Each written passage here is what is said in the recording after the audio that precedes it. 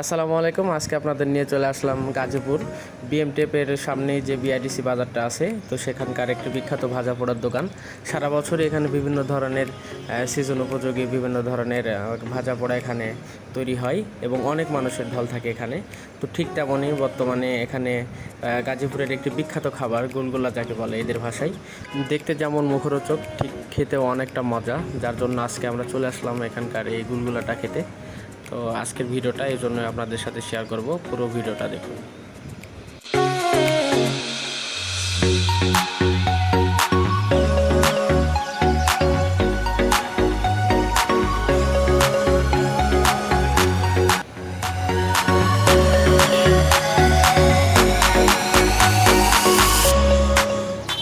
এটা এভাবে দীর্ঘক্ষণ কাঠের আগুনে হালকা করে ভাজা হয় এবং এইভাবে ভাজতে ভাজতে এটার আসল কালারটা চলে আসে।